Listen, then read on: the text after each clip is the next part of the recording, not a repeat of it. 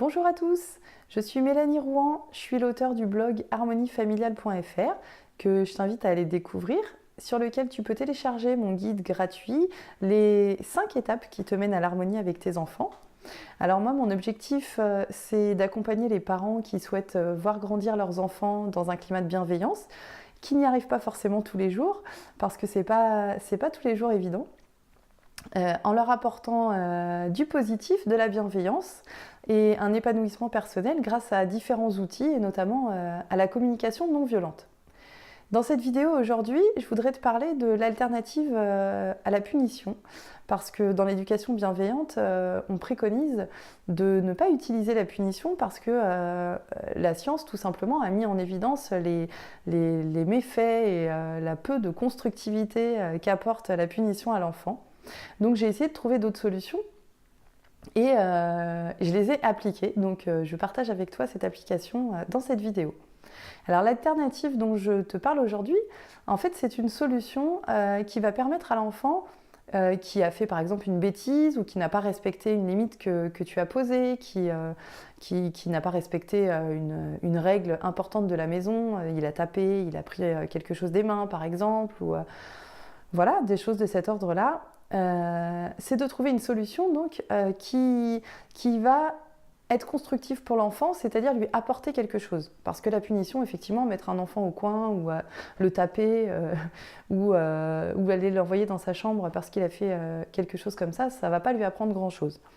Alors j'ai un exemple pour essayer d'étayer un petit peu cette solution, cette alternative. Moi, j'ai un de mes fils qui, quand il prend sa douche, adore transformer la salle de bain en piscine. On a parlé de ce sujet à plusieurs reprises. Alors, j'ai essayé de lui expliquer assez simplement voilà, le travail que moi je fais pour nettoyer la salle de bain, le fait que ce soit important de laisser une salle de bain sèche en fait pour ceux qui viennent après, parce que si on met tous les pieds dans l'eau dès qu'on arrive dans la salle de bain, c'est pas toujours très agréable. On n'a pas d'endroit où poser ses vêtements, voilà. Et en fait, ça n'a pas fonctionné. Donc, c'est arrivé encore récemment et j'étais assez énervée et je me suis dit, bon, au lieu de m'énerver sur mon enfant, je suis sortie de la pièce, je lui ai dit, écoute, je vais réfléchir parce que là, je me sens quand même un peu agacée. Et donc, j'ai réfléchi et j'ai cherché une solution justement constructive pour lui, quelque chose qui pourrait lui apprendre quelque chose et en même temps qui me permette à moi aussi de me sentir respectée. Alors, je suis allée le voir et je lui ai dit, voilà, je te nomme responsable du ménage de la salle de bain pendant 1 mois.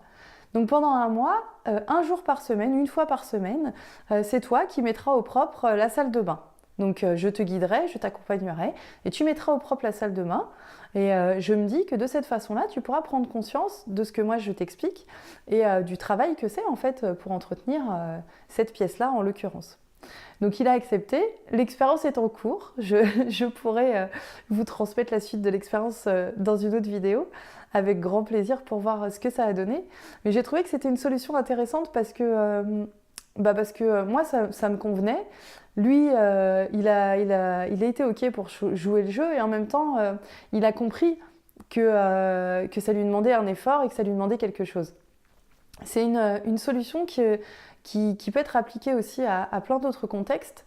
Par exemple, si un enfant qui tape un autre enfant, si votre enfant prend quelque chose des mains, arrache quelque chose des mains, vous savez, souvent les enfants ils s'arrachent les objets des mains, on essaye de leur expliquer qu'il ne faut pas arracher, etc. Et parfois c'est un petit peu dur à acquérir.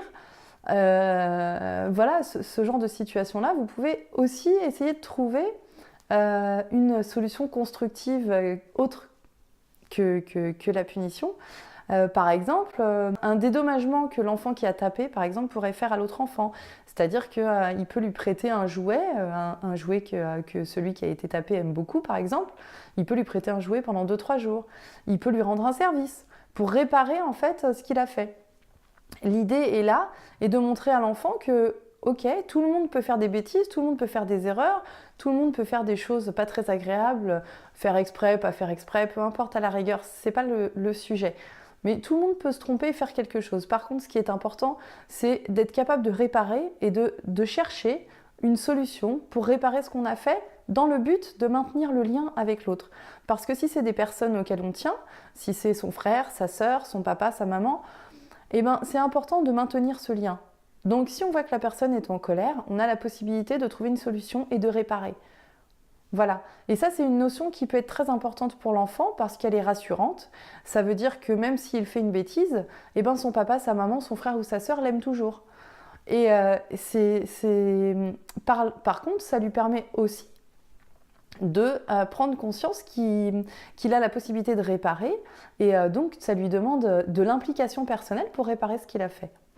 Donc je vous laisse essayer cette alternative à la punition, à savoir la recherche de solutions enrichissantes et grandissantes pour l'enfant. Et n'hésitez pas à me laisser vos commentaires sous la vidéo, à me laisser vos questions si vous en avez, pourquoi pas vos problématiques pour essayer de trouver des solutions ensemble. Je vous laisse cliquer sur j'aime si vous avez aimé, partagez la vidéo dans votre entourage si vous pensez qu'elle peut être utile à d'autres personnes.